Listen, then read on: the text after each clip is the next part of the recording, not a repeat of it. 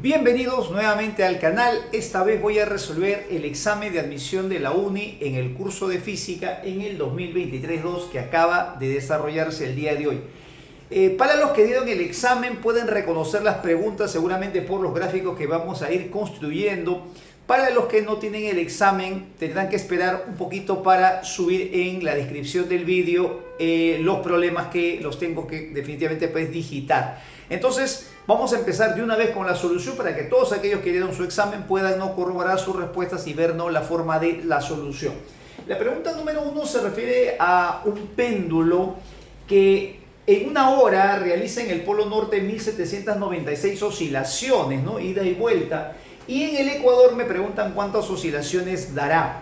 Me dan como datos que la aceleración de la gravedad en el polo norte es 9,83 y en el Ecuador es 9,78. ¿Cómo puedo relacionar las oscilaciones con la aceleración de gravedad y qué tiene que ver con un péndulo? Aquí debo recordar que en un péndulo la frecuencia yo la puedo hallar de esta manera, ¿no? Una forma de hallar la frecuencia es el número de oscilaciones que realiza el péndulo entre el tiempo. La frecuencia es el número de oscilaciones entre el tiempo, tema que está también en este canal.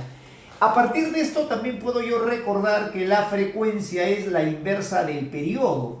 Y la inversa del periodo me quedaría entonces así. Número de oscilaciones entre tiempo.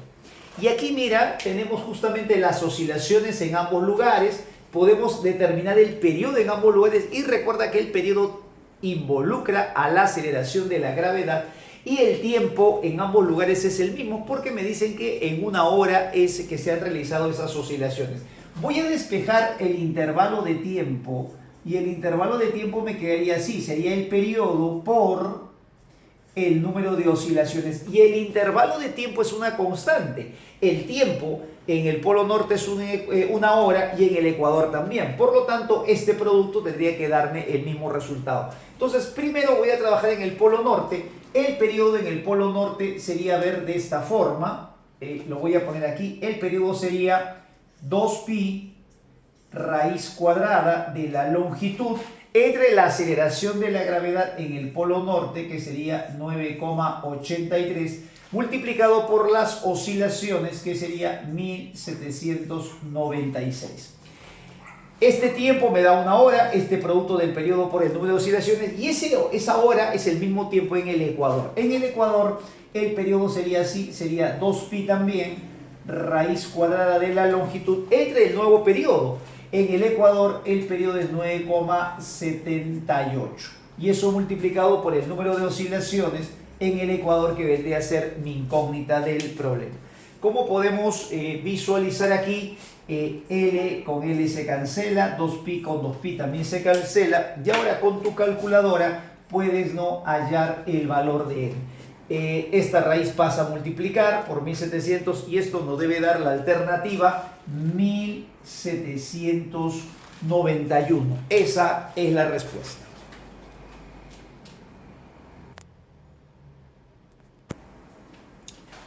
En la siguiente pregunta tenemos un sistema formado por una masa de 20 kilogramos, 10 kilogramos, y acá hay una fuerza de 20 que lo está jalando. Me piden calcular la tensión del cable. Aquí lo primero que debo darme cuenta es que este bloque tiene un peso. Este bloque tiene un peso que va a ser igual a la masa, que es 10 por la aceleración de la gravedad. Tú mentalmente puedes aproximar la aceleración de la gravedad de 9,8 por 10 más o menos a 98, y 98 es mayor que 20. Por lo tanto, este sistema va a estar acelerado de esta manera. Este bloque va a estar bajando y este bloque se va a estar acelerando hacia la derecha.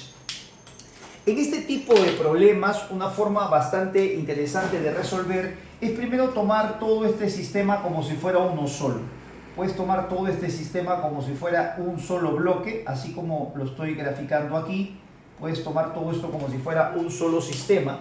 Aquí la ventaja es que la tensión ya no se graficaría en el cable porque pasa a ser una fuerza interna y me quedaría solamente este peso 10G y esta fuerza F. Aquí también hay un peso y una normal, pero este peso y esta normal se anulan por ser perpendiculares a la aceleración. Con esas fuerzas yo puedo aplicar esta primera ecuación, diría así: fuerza neta es igual a masa por aceleración. Mi fuerza neta sería lo que va a favor de la aceleración, o sea, pondría 10G, que es el peso, menos la fuerza que se opone a la aceleración, que sería 20, y eso sería igual a la masa, que en este caso, como he juntado y todo lo tomo como un solo sistema, sería la masa total 30 multiplicado por A. De ahí puedo despejar la aceleración, que me sale aproximadamente 2,6. Luego voy a volver a utilizar esa misma ecuación, pero solamente con un bloque para hallar la tensión. Puedo analizar el bloque de arriba o, si quiero, puedo analizar el bloque de abajo. Voy a tomar este bloque de aquí, voy a hacerle ahora su diagrama de cuerpo libre solo de este bloque. Tengo el peso, acá tengo una tensión que está jalando y voy a aplicarle otra vez fuerza resultante masa por A este bloque. La fuerza que va a favor de la aceleración, que ya lo conozco y que es obviamente la misma, es 10G, así que acá tengo 10G menos la tensión, y eso sería la masa 10 multiplicado por la aceleración que ya calculamos en la parte de arriba. Una vez que hemos hecho eso, acá tienes 98, te pasa a sumar 26, pasaría restando y esto nos sale aproximadamente 72 newton. Esa sería la respuesta. En el siguiente problema tenemos un rayo de luz que entra, nos dicen, en un cristal con un ángulo de incidencia de 45 grados. Yo he graficado aquí la parte en la que entra en el cristal. En esta superficie que penetra hay que trazar una línea imaginaria que se llama normal. Con esa normal es que se mide siempre el ángulo de incidencia. El ángulo de incidencia dice ser 45 grados y cuando ya está en el cristal, el rayo de luz se quiebra y forma un nuevo ángulo con la normal que se llama ángulo de refracción. El ángulo de refracción aquí es 30 grados. El índice de refracción del aire se sobreentiende que es 1, en este caso no me lo dice, pero se debe sobreentender, y el índice de refracción del cristal obviamente no lo conozco. Lo que me dan como dato es la longitud de onda de la luz cuando está en este cristal, y me piden cuánto era la longitud de onda en el cristal. Un problema que a veces tenemos poca costumbre de utilizar aquí. De hecho, creo que uno se da cuenta que tiene que aplicar ley de Snell, pero ¿cómo hacer para que aparezca en la ley de Snell la longitud de onda? Vamos a ver cómo lo hacemos. Aquí primero voy a aplicar la ley de Snell así. N1 seno del ángulo de incidencia sería igual al N2 por el seno del ángulo de refracción. Y me quedaría de esta manera. Sería N1 multiplicado por el seno de 45 grados igual a N2 multiplicado por el seno de 30 grados. Acá tengo que acordarme que el índice de refracción es la rapidez de la luz en el vacío entre la rapidez de la luz en el medio. En este caso sería la velocidad en el aire, que lo puedo dejar así indicado como V1. Seno de 45 sería raíz de 2 sobre 2. Índice de refracción del cristal sería rapidez de la luz en el vacío entre la rapidez de la luz en el cristal, y seno de 30 sería 1/2. Aquí podemos notar que el 2 y el 2 se cancela y las rapideces también. Pero además, aquí debo acordarme que la rapidez de una onda electromagnética, igual que todas las ondas, es longitud de onda por frecuencia. Y la frecuencia, cuando un rayo de luz se refracta, es constante, no se altera. Por lo tanto, esa frecuencia sería la misma. Voy a cruzar en aspita acá, me quedaría así, mira, sería V2 multiplicado por raíz de 2 sería igual a rapidez 1. Esta rapidez sería longitud de onda 2 por frecuencia por raíz de 2, y esto sería longitud de onda por frecuencia. Como puedes notar, hay que recordar que la frecuencia es constante, eso a veces algunos no lo leen, eso también está aquí en este canal, y la longitud de onda 2 sería 375 al multiplicar por raíz de 2, eso nos debe salir como alternativa 530 nanómetros. Esa es la respuesta.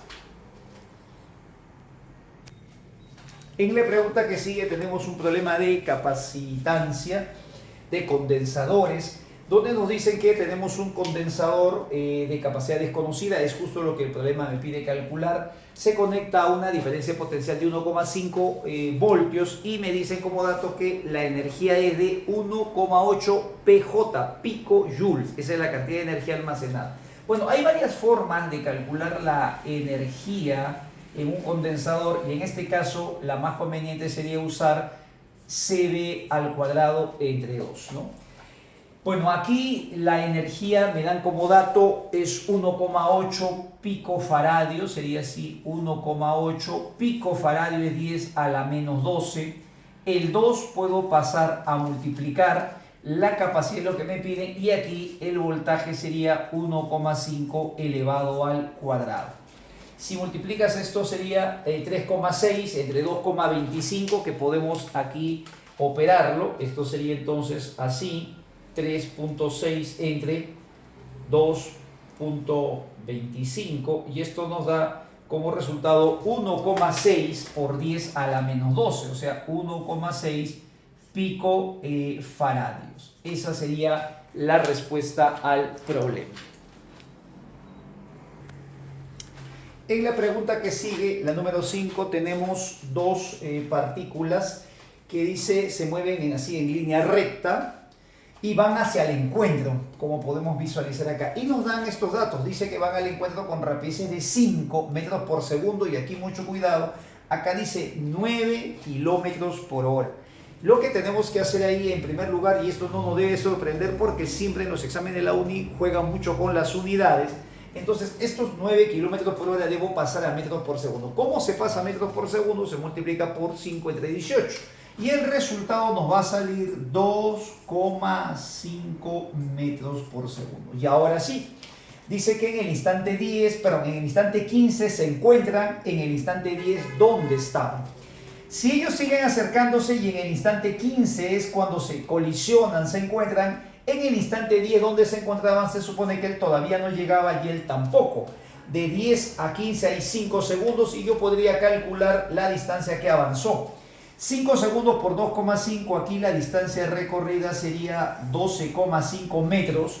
Y aquí 5 metros por segundo por el tiempo que ha pasado, que es 5, sería 25. ¿A qué distancia se encontraban en el instante 10? Si en el instante 15 se llegaron a chocar, pues tengo que sumar los dos y la respuesta sería 37,5 metros de distancia. 37,5 es la respuesta. En la pregunta que sigue tenemos un ejercicio que se presenta en una piscina. Nos dicen que en el fondo de la piscina hay una presión de 2 atmósferas. Me preguntan la profundidad que tiene la piscina y me dan como datos la presión atmosférica, me dan como dato la densidad del agua. Ese dato que me dan de la presión atmosférica me lo dan en pascales, en newton por metro cuadrado. Eso es una atmósfera. Todos sabemos que a nivel del mar y cuando estamos en la superficie de un líquido, pues la presión atmosférica es una atmósfera. La pregunta es cuánto tiene que ser esta profundidad y esto sale de una manera bastante sencilla. Hay que recordar el experimento de Torricelli que la presión atmosférica equivale a 76 centímetros de mercurio y ese mismo experimento también se hizo con agua y el resultado dio 10 metros aproximadamente. Si aquí tenemos a nivel de la superficie una atmósfera de presión y en el fondo tenemos 2, eso significa que esta altura es aproximadamente 10 metros. Mi respuesta sería la alternativa B, 10,3.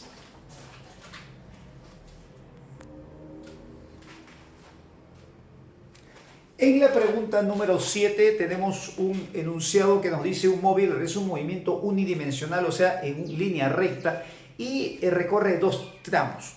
Primero hace un recorrido de 100 metros con MRV partiendo del reposo y después recorre 200 con MRU y al toque cuando yo leo un enunciado de cinemática y veo que hay un MRV y después un MRU o pueden ser 2 MRV o primero MRU y después MRV, cuando hay varios movimientos la idea es siempre usar gráficas. Nos dicen como dato que se mueve después con MRU, la velocidad es la que adquirió en esos primeros segundos de aceleración, la velocidad final. Y me dicen que calcule el valor de la aceleración sabiendo que en el segundo tramo, en el segundo trayecto, el tiempo es 10 segundos. Voy a construir una gráfica velocidad-tiempo, que es lo que siempre se estila hacer. Como parte del reposo se supone que tiene que estar aquí. Y la velocidad del móvil va a aumentar porque dice que el primer trayecto es con MRV, parte del reposo y si es un MRV entonces va a tener que acelerar, eso es lo que significa esto, la gráfica tendría que ser así, hasta alcanzar una cierta velocidad. No sé cuánto tiempo, pero lo que sí sabemos es que el recorrido es 100 metros. Tú debes recordar por teoría que el desplazamiento o el valor de la distancia que va a recorrer viene a ser justamente el área que está debajo. Entonces recorre 100 metros, toda esta área sería 100 metros con MRU partiendo del reposo. Luego recorre 200 metros con MRU y con esta velocidad que adquirió se va a mantener. Aquí se va a mantener y se va a mover así con velocidad constante. Y ahora en esta segunda parte va a recorrer 200 metros. Entonces tengo las áreas que vendrían a representar el valor del desplazamiento. Y me dicen como otro dato adicional que calcule la aceleración de este primer bloque y me dan como dato que en este segundo trayecto, este tiempo de aquí, este tiempo transcurrido, no este ni este, sino el intervalo de tiempo transcurrido, este tiempo dice que vale 10. Entonces, esto es un rectángulo. Si esto vale 10, ¿cuánto tendría que ser la altura para que sea 200? Entonces me doy cuenta que esto tiene que ser 20. Entonces aquí tengo una velocidad, voy a poner este valor, una velocidad de 20. Ahí está. Y para que este triángulo tenga un área de 100, la altura es 20. ¿Cuánto tendría que ser la base para que base por altura entre 2 me dé 100? Acá tendría que tener también una base de 10. Si la altura o este lado vale 20, esta altura vale 20, la base 10 sería base por altura, 20 por 10, 200 entre 2, ahí están los 100. Eso significa que el intervalo de tiempo que ha transcurrido para moverse con MRV sería 10 segundos y 10 segundos más hasta el segundo 20 se ha movido con MRU. Lo que me piden calcular es la aceleración y recuerda que la aceleración es la pendiente de esta gráfica, ¿no? Entonces, o la pendiente de esa recta. Por lo tanto, aquí la aceleración tendría que salir así. Pendiente sería cateto opuesto entre cateto adyacente y por lo tanto la aceleración sale 2. Esa es la respuesta. 20 el cateto opuesto entre 10 sale 2. En la pregunta que sigue tenemos 100 espiras, 100 vueltas tiene este alambre. Tenemos aquí una resistencia de 4 y esto está en un campo magnético, pero ese campo magnético no es constante. Ese campo magnético está variando y justamente aquí me dicen cómo varía el flujo. Me piden calcular la potencia disipada en la resistencia en estos primeros 20 segundos porque hay que recordar que cuando el flujo varía aparece una FEN inducida. Cuando el flujo se vuelve constante la FEN desaparece, por lo tanto ahí ya no habría voltaje, ya no habría corriente, ya no habría nada. Para calcular la potencia tendríamos que primero pensar qué puedo hallar la potencia, o sea, qué puedo calcular primero para después de hallar la potencia. Para hallar la potencia existe el I cuadrado, corriente al cuadrado por la resistencia o voltaje al cuadrado entre resistencia. Aquí nos conviene hallar el voltaje porque cuando tú tienes espiras así en un flujo puedes calcular con la ley de Faraday la FEN inducida. Vamos a hacerlo así entonces. El primer paso sería hallar la FEN, que es el voltaje en otras palabras. Esto sería el número de espiras por el valor absoluto de la rapidez con la que varía el flujo. Bien, la FEN entonces nos va a salir de esta expresión. Aquí justamente el voltaje sería, el número de vueltas que se ha realizado sería 100. Y este cociente, esto se llama la rapidez con la que varía el flujo, que es variación de flujo entre tiempo. Justamente viene a ser la pendiente de esta recta inclinada. Si tú tienes aquí el flujo y aquí el tiempo y yo trazo aquí una horizontal, la pendiente de esta recta, que vendría a ser algo parecido a hallar la tangente, algo semejante, el cateto opuesto, variación de flujo entre tiempo, justamente me va a salir de esa expresión. Aquí podemos decir que esto es como si valiese 2, esto es como si valiese 20, esto vendría a ser la variación de flujo, esto vendría a ser la variación de tiempo. Entonces yo puedo calcular ahí esta rapidez 2 entre 20, esto me va a salir un décimo y por lo tanto mi voltaje me sale 10. Una vez que ya tengo el voltaje, para calcular la potencia puedes usar esta, voltaje al cuadrado entre resistencia. El voltaje sería 10 elevado al cuadrado 100 y la resistencia nos dicen que es 4. miramos las alternativas y entonces la potencia sería de 25 watts. Efectivamente, alternativa A. En la pregunta que sigue, vamos a tener un problema de Kirchhoff. Tenemos un circuito donde me dan baterías de 15 y 5. Hay que mirar bien la posición de las baterías. Acá 8, 8, 8, 8 y 5 en medio. Y justamente me piden hallar la corriente que circula por esta resistencia. Aquí lo primero es darse cuenta que este 8 y este 8 están en serie porque por ellos circula la misma corriente. Entonces ese 8 y ese 8 yo los puedo abreviar y poner uno solo de 16. Lo mismo por el otro lado. Tengo 8 en la parte de arriba, 8 en la parte de abajo, pero están en serie. Recuerda que un circuito está en serie o elementos resistivos, condensadores están en serie cuando están unidos por un solo camino y por lo tanto en el caso de resistencia reciben la misma corriente. Observa que la corriente que va por acá va a ser la misma que pasa por la batería y la misma que pasa por la resistencia. Entonces se puede simplificar el ejercicio y quedaría de esta manera. Una vez que tienes eso, vamos a asumir que la corriente sale del polo positivo. Acá hay una corriente, acá hay otra corriente, le puedo llamar A y B. Y esas dos corrientes se van a juntar y en la parte de en medio se van a sumar, sería A más B.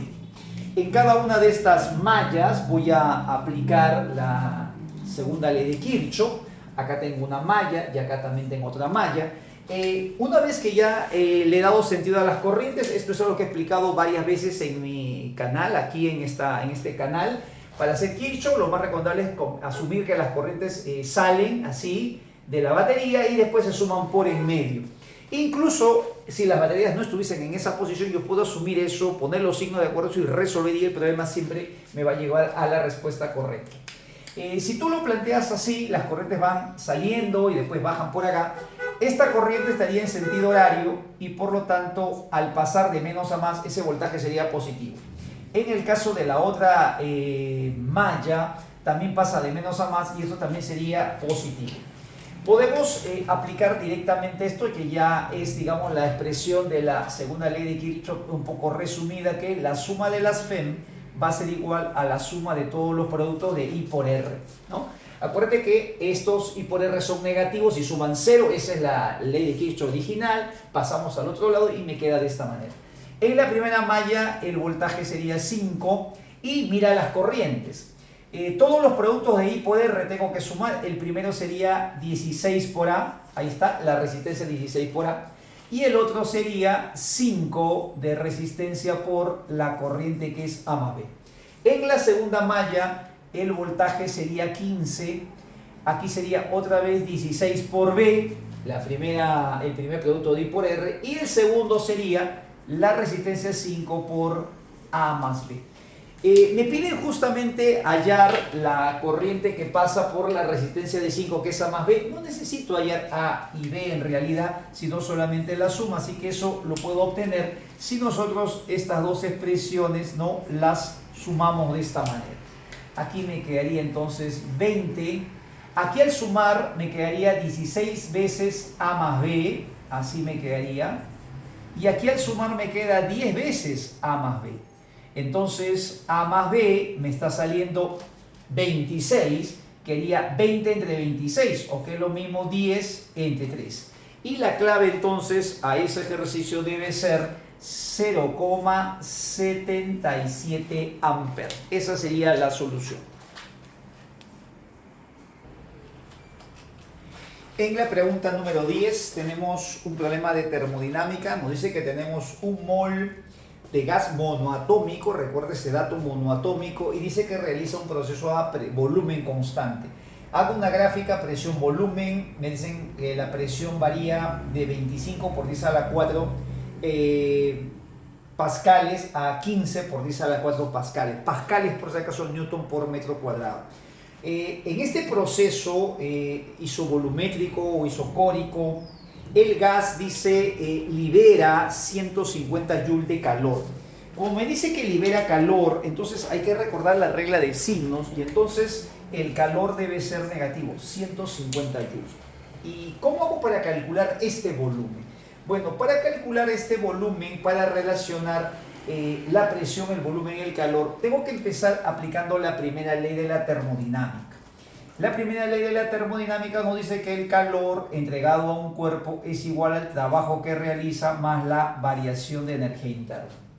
Aquí el calor entregado sería menos 150 y, ojo, el trabajo realizado, que es siempre el área que está debajo de la gráfica. En este caso, como es un proceso isovolumétrico o isocórico, el trabajo vendría a ser justamente cero.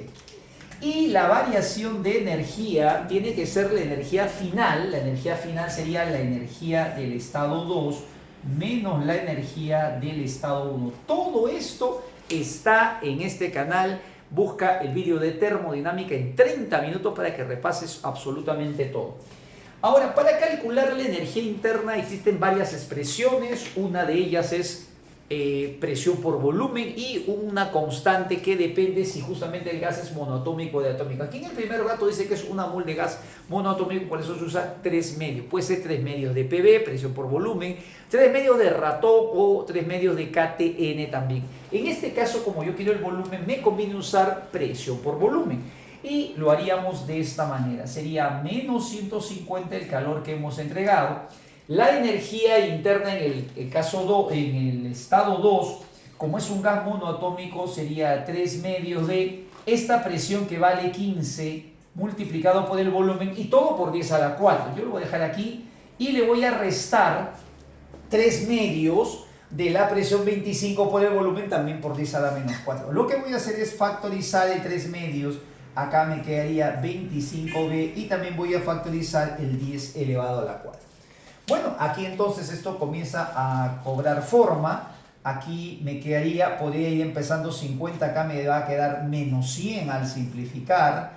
Aquí me va a quedar menos 10b y aquí me queda 10 elevado a la 4. Simplificando todo esto, me va a quedar el volumen 10 a la menos 3 metros cúbicos. Y justamente 10 a la menos 3 metros cúbicos, la milésima parte es 1 litro. Por eso la clave es 1.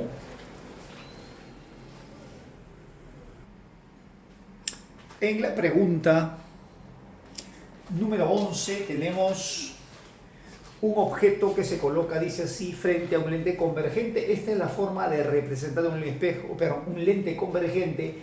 Aquí hay un foco, los rayos pasan y se cortan en un punto que se llama foco. Es bueno, es recomendable marcar el doble de la distancia focal porque justamente a esas distancias hay cambios en la forma de la imagen, en las características de la imagen. Y todo esto se refleja acá y tenemos también el foco y el doble de distancia focal. Esta distancia se llama la distancia focal. Esto es una distancia igual, todo sería el doble.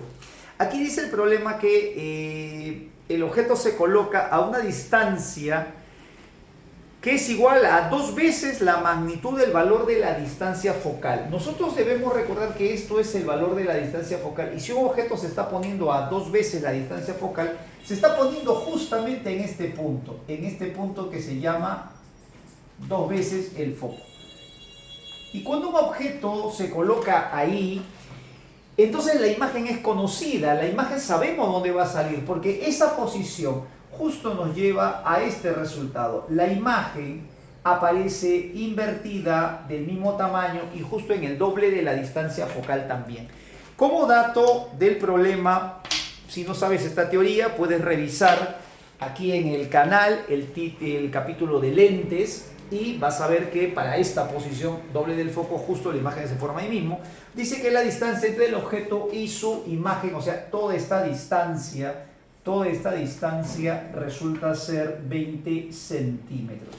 Si toda esta distancia es 20 centímetros, entonces, como estas 4 distancias son iguales, podemos afirmar que la distancia focal sería entonces 5, ¿no? 10 y para el otro lado 10. Esa sería la respuesta.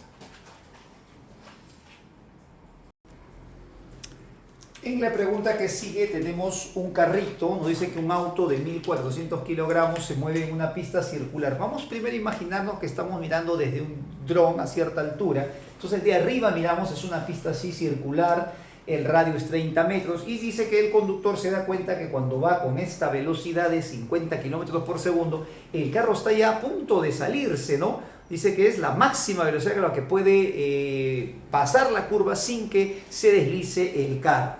Me piden cuánto es el coeficiente de rozamiento. Para resolver este problema, que es harto conocido en exámenes de la uni, lo que tenemos que hacer es dejar el dron, irnos a tierra firme y verlo a ras del piso.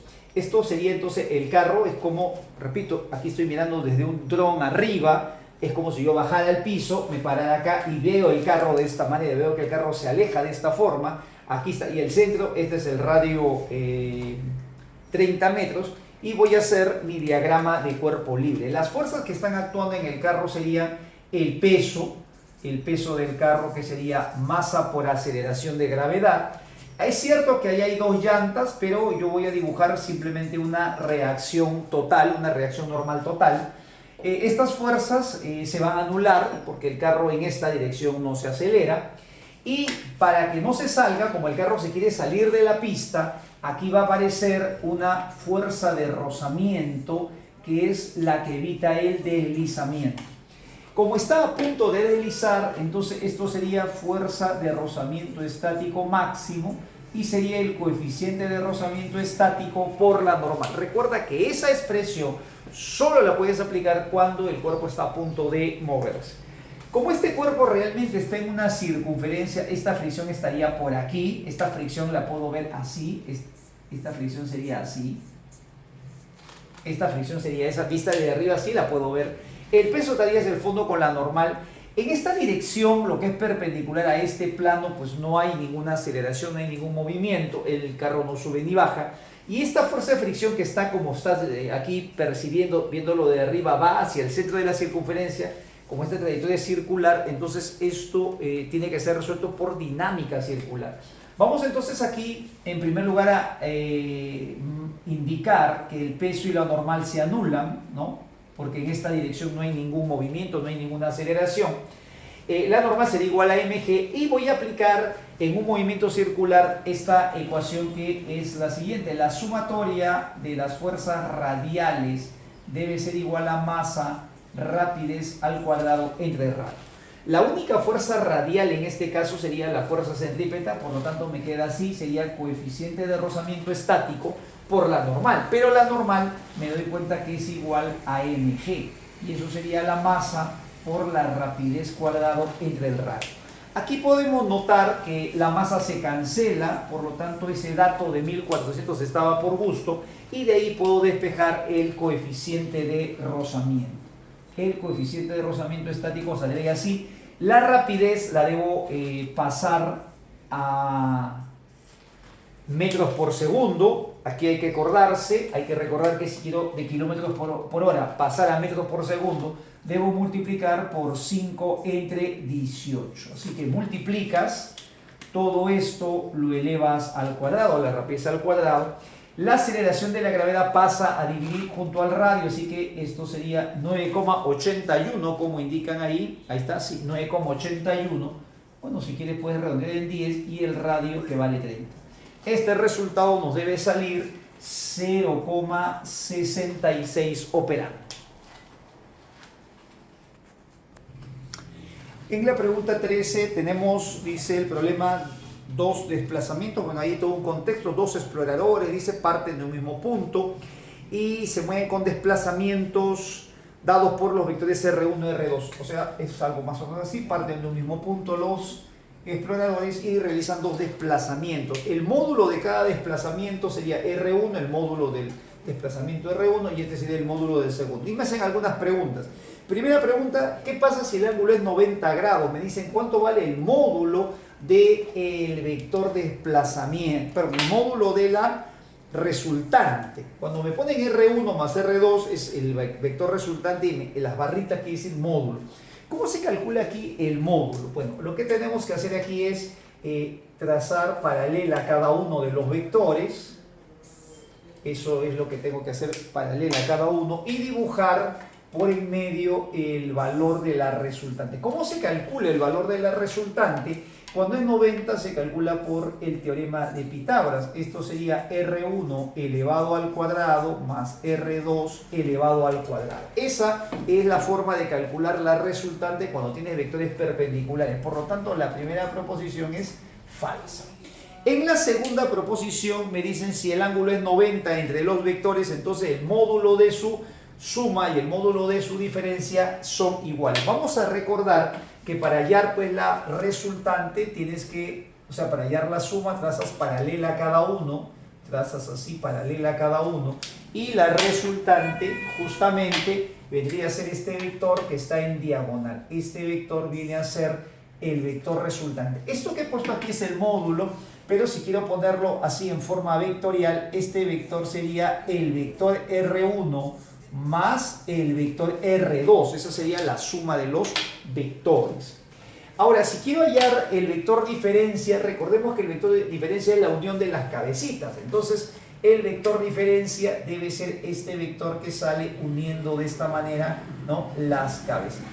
Si me piden ahí R1 menos R2, entonces el vector diferencia debe ser de esta manera. La cabecita debe apuntar hacia R1 y este vector sería R1 menos el vector R2. ¿Cómo puedes darte cuenta? Tienen el mismo módulo porque ambos son las diagonales de un rectángulo. Como es ángulo recto acá, esta figura es un rectángulo, por lo tanto en la proposición 2 esto sí es verdadero.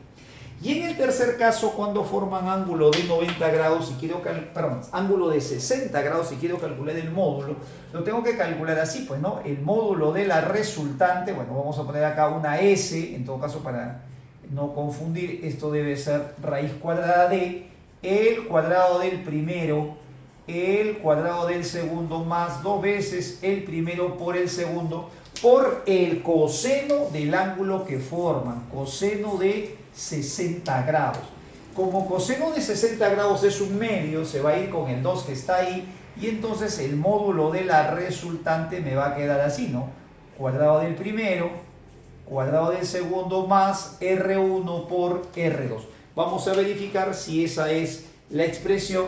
Por lo tanto, esta tercera proposición sería verdadera. En la pregunta 14 tenemos un bloque de 10 kilogramos que ingresa en una región áspera con una rapidez de 20 metros por segundo. Me piden calcular el trabajo de la fuerza de fricción hasta que se detiene. Este bloque entra con 20, se va a detener en algún momento, y para calcular el trabajo de la fuerza de fricción, de repente pasa por tu mente aplicar fuerza por distancia, pero recuerda que hay otras formas. Cuando queremos relacionar el trabajo con la rapidez, siempre es muy útil, y sobre todo si es en línea recta, el teorema del trabajo neto y la variación de energía cinética. Vamos a calcular primero vamos a graficar qué fuerzas existen aquí.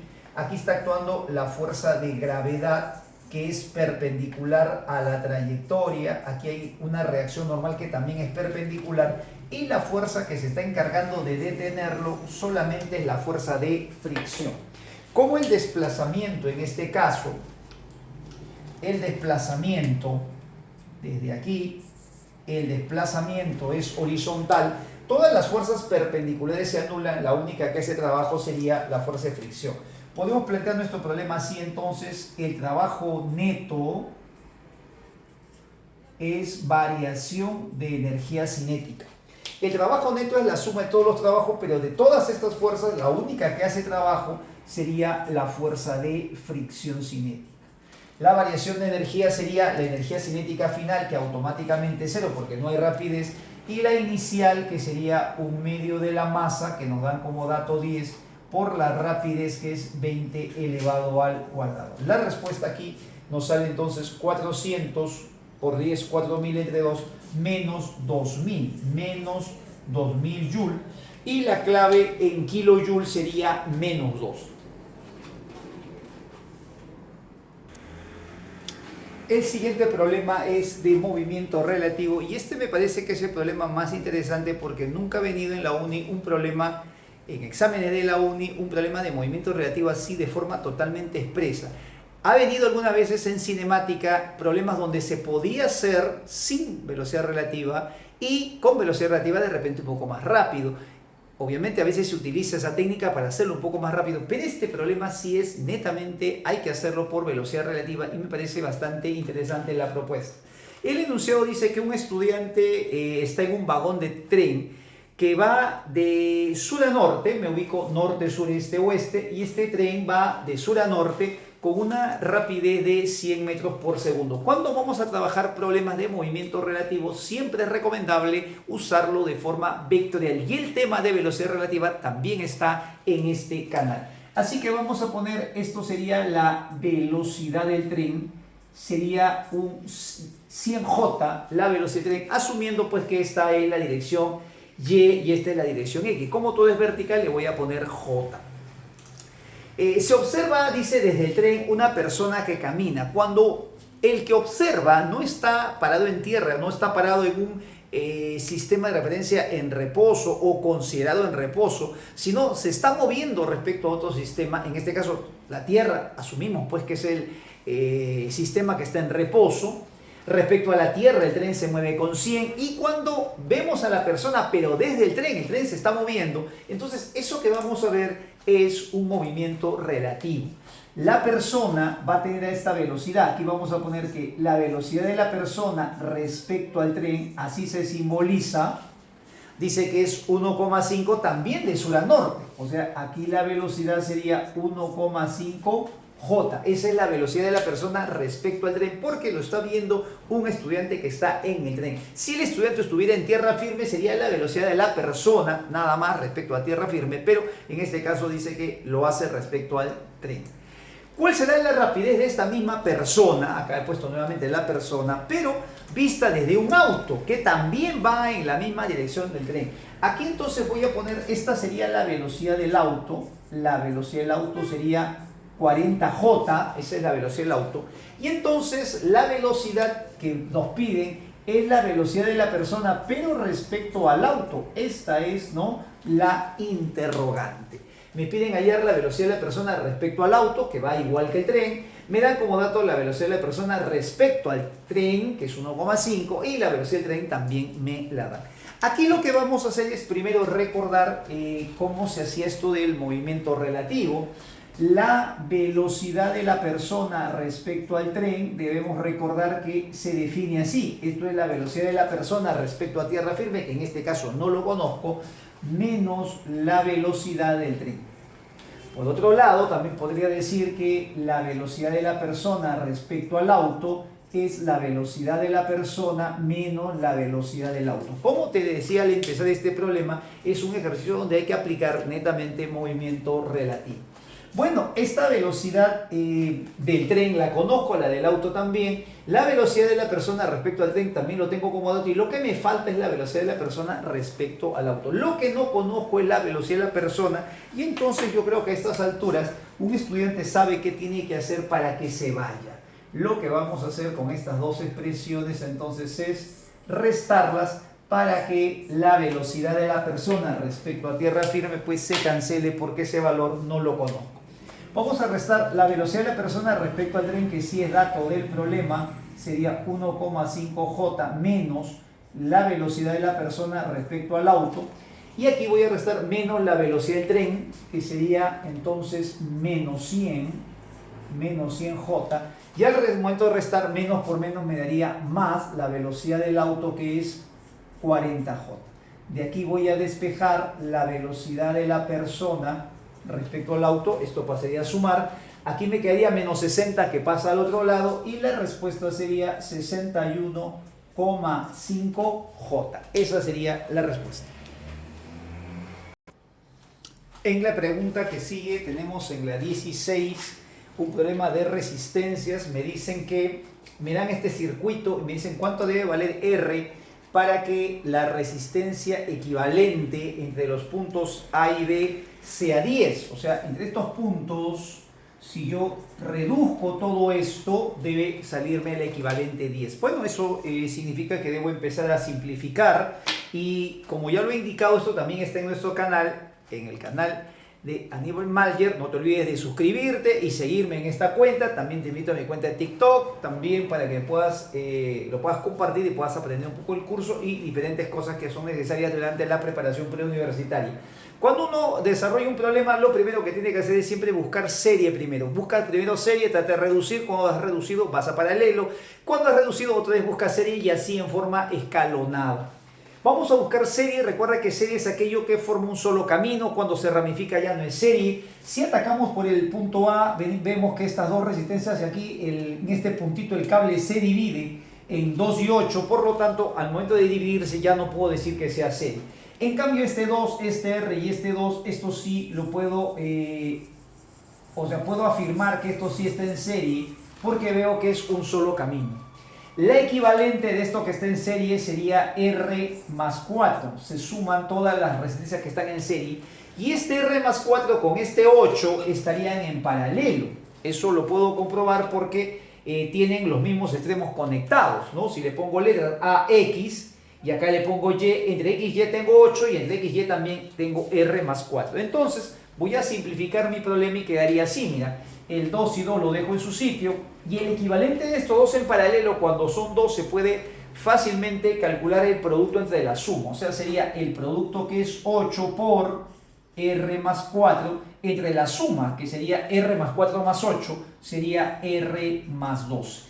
Ahora estos tres nuevamente están en serie como al principio, fíjate, acá le voy a poner una S de serie, acá nuevamente están en serie estas resistencias, ¿ves? Después de serie vino un paralelo que me dio esto y otra vez serie. Ahora la equivalente de todo esto, que es la suma, esto más 4, tiene que darme 10, entonces lo voy a poner de esta forma. Esto tiene que ser, a ver, lo voy a hacer aquí. 10 debe ser la equivalente y ese equivalente debe salir de sumar esta expresión 8 por R más 4 entre R más 12, que es esta resistencia, con lo que está en serie. Ya está en serie con 2 y 2, 2 y 2 me da 4. Bueno, de ahí despejo, esto pasa al otro lado, sería 6 y ese 6 recibe a R más 12, entonces me quedaría así, ¿no? 6 por R más 12 igual a 8 por R más 4. Aquí puedo también simplificar un poquito, acá me daría 4, acá me daría 3 y entonces esto nos queda así, acá tengo 3R, 4R, pasa a restar, tendría R, acá tengo 3 por 12, sería 36, 4 por 4, 16, 16 pasa a restar y entonces el valor de R me sale 20.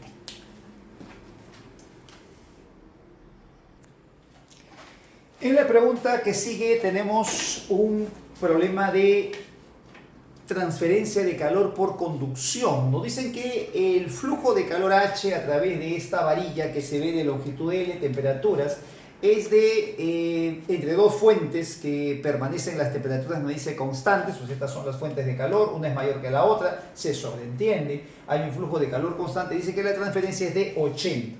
Cuando se transfiere el calor, vamos a suponer que el calor viene a ver de esta manera, ¿no? Aquí el H dice que es 80, vamos a llamar en todo caso H1. Y la pregunta es, ¿qué pasa si cambiamos esta varilla por otra del mismo material? Cuando cambiamos una varilla por otra, pero del mismo material, hay algo que se mantiene constante, que es el coeficiente de conductividad térmica, que se representa con la letra griega kappa. Entonces vamos a ver la misma capa. Dice el problema que se reemplaza por otro del mismo material y del mismo volumen, cuidado con eso, pero el doble de longitud. Si esto tiene doble longitud y conserva el mismo volumen, acá me debo imaginar pues, que esta varilla es un paralelepípedo o un cilindro, de tal manera que el área de la base por la altura tiene que ser una constante. Si aquí le estamos dando en todo caso más longitud, entonces el área constante, el área transversal tendría que ser menor. Vamos a ponerlo a ver de esta manera. A ver, acá voy a agarrar este colorcito. El área se refiere a esta región que ves aquí, esta área transversal, Si aquí tenía un área A, por ejemplo, entonces aquí el área tiene que ser a medios, de tal manera que el volumen, área por altura, si es que de repente no me entiendes, es como si esto yo lo pusiera así, el área de la base por la altura, acá tengo área A, altura o longitud L. Acá tengo doble de longitud, pero tengo que tener la mitad de área para que el volumen sea constante. Vamos aquí a recordar que la tasa de transferencia de calor se calcula así, sería kappa multiplicado por el área transversal por la temperatura mayor menos menor. Aquí, bueno, no sabemos, vamos a suponer que T1 fuese mayor que T2 y todo eso dividido entre la longitud. Vamos entonces aquí a encontrar el siguiente resultado. En el primer caso, la tasa de transferencia vale 80 Joule por segundo, 80 watts. La constante kappa lo dejo indicado, el área dejo también la diferencia de temperaturas que no lo conozco y esto también lo dejo indicado él. En el segundo caso, el H2 sería de esta manera, sería el mismo K, porque dice el problema que es reemplazado por otra varilla del mismo material, pero el área se altera. Aquí el área tendría que ser entonces la mitad a medios, la temperatura sigue siendo las mismas T1 menos T2 y la longitud sería 2L. Si aquí desarrollamos este 2, bueno, producto extremos y medios, acá me quedaría un 4 y K, área T1 menos T2 entre L es el mismo 80 de arriba. Por lo tanto, el flujo de calor o la tasa de transferencia de calor en el segundo caso sería 80 entre 4, eso me daría 20 watts. En la pregunta 18 tenemos una cuerda de densidad lineal 300 gramos por metro y aquí de arranque tenemos que tener cuidado que gramos por metro no es sistema internacional, así que parece ser que esto habrá que pasar a kilogramos. Entonces si pasamos a kilogramos, cada gramo es la milésima parte de un kilogramo, debo dividir entre 1000, esto me debe quedar 0,3 kilogramos por metro. Ahora sí, sistema internacional. Me dice que en esta cuerda se forma una onda armónica y me piden cuánto es la tensión de la cuerda, sabiendo que el periodo es 0,2 segundos y la longitud de onda es 5 centímetros. Aquí también debo tener cuidado que esto tampoco es sistema internacional. Los centímetros lo paso a metros, divido entre 100 y entonces esto me quedaría 0,5 metros. Como me están hablando de la velocidad, entonces debo recordar que la velocidad es pues raíz cuadrada de la tensión sobre mu, ¿no? ¿Te acuerdas de este tema? Justamente me están pidiendo calcular la tensión de la cuerda, o sea, se refieren a esta tensión, me dan densidad lineal, me dan rapidez, pero la rapidez también la puedo calcular así, ¿no? La rapidez era longitud de onda por frecuencia. Y como no tengo frecuencia, la frecuencia me acuerdo que es la inversa del periodo. Así que, bueno, este periodo sería T de periodo. Y aquí, esto vamos a poner en todo caso un T, a ver, acá le vamos a poner un tau para indicar que esta es la tensión. Este es tau sobre mu. Ahí está. Entonces reemplazamos la longitud de onda, sería 0,05, el periodo sería 0,2, aquí sería la raíz cuadrada de la tensión que le he llamado tau, que me piden calcular, entre la densidad lineal que es 0,3. Y aquí el tau, o sea la tensión, me está saliendo, al reemplazar, me sale 0,01875 newton. Como está en milinewton, la respuesta sería 18,75. En el siguiente problema tenemos un gas encerrado en un cilindro. Todo esto se somete a un proceso con presión constante, que me dan como dato la presión atmosférica. Y se realiza un trabajo, este gas realiza un trabajo de 50,65. Debemos recordar que todo gas que hace trabajo es porque se está expandiendo. Cuando se expande el trabajo es positivo. Y el gas inicialmente estaba ocupando una región que estaba pues a 6 centímetros del fondo o de la base de este cilindro. Cuando se expande, obviamente la base ahora está a una altura mayor y justo esta altura es lo que me están pidiendo. El área de la base me la dan también en centímetros cuadrados y aquí lo único que tengo que hacer es recordar cómo se calcula el trabajo cuando la presión es constante. Bueno, revisando tus apuntes y eso también nuevamente puedes ir al vídeo de este canal, busca termodinámica en 30 minutos y está todas estas fórmulas y la explicación cómo se deducen El trabajo se calcula así, sería la presión por la variación de volumen. El trabajo es lo que me están dando, el trabajo sería 50,65. La presión sería 1,013 por 10 elevado a la 5. Y entonces esto te quedaría así, ese es el valor exacto, 10 a la 5. Entonces, bueno, lo voy a poner aquí, 1,013 por 10 elevado a la 5. Y eso multiplicado por la variación de volumen. La variación de volumen es justamente esta región que está aquí. Esta es la variación de volumen. Ese es el cambio en el volumen. Y como este es un cilindro pequeñito, podemos decir que es el área de la base por la altura. Entonces vamos a continuarlo aquí por el área de la base, que sería 100 centímetros cuadrados. Cada centímetro cuadrado, tengo que también pasarlo a metros, cada centímetro es 10 a la menos 4 metros. Y todo eso multiplicado por la altura. Como esto está en centímetros, también lo debo pasar a metros, entonces esto le puedo poner h menos 6 y todo por 10 a la menos 2. Bueno, aquí entonces vamos a ver cuánto nos sale. Acá sería 10 a la menos 6, 10 a la menos 1 aquí se cancelaría. Te queda 10,13 y entonces al pasar a dividir te queda 5. El 6 pasa a sumar y la respuesta es 11 centímetros. Todavía es que el valor de h está en centímetros, por eso acá le he puesto 10 a la menos 2 para que esté en metros, pero este numerito que está aquí, que sale, sería 11 centímetros. Respuesta 11 centímetros. En el problema número 20 tenemos una partícula que describe un MCV, tiene una aceleración tangencial de 3 metros por segundo al cuadrado, un radio de 25 metros y nos preguntan cuánto será la aceleración total cuando la rapidez valga 10. Aquí por teoría en un MSV, y eso también está en la teoría en los vídeos de este canal, movimiento circular uniforme se le llama en la uni. Una propuesta más adecuada sería movimiento circunferencial, porque como ves esto es una circunferencia.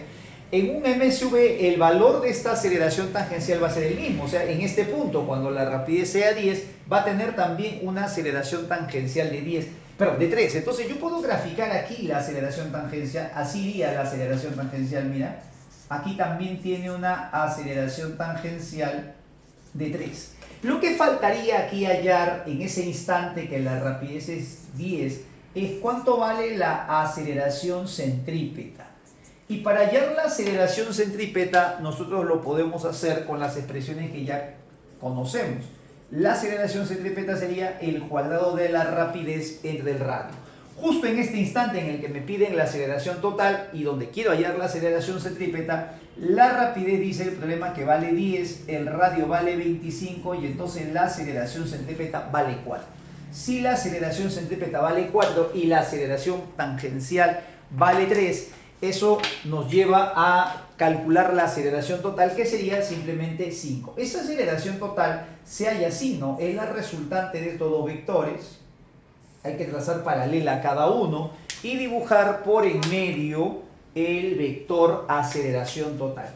Este vector aceleración total que sale siempre, este sería el vector aceleración total, siempre va a salir de esta forma. Recuerda que la aceleración total, o simplemente la aceleración, su módulo se va a hallar así, sería la aceleración centrípeta al cuadrado más la aceleración tangencial elevada al cuadrado. Como es 3 y 4 los valores, entonces la aceleración, vamos a ponerla así solamente, nos debe salir 5 metros por segundo al cuadrado. Espero que te haya ido súper bien el examen. Si te gustó el video, compártelo y no te olvides de suscribirte. Nos vemos.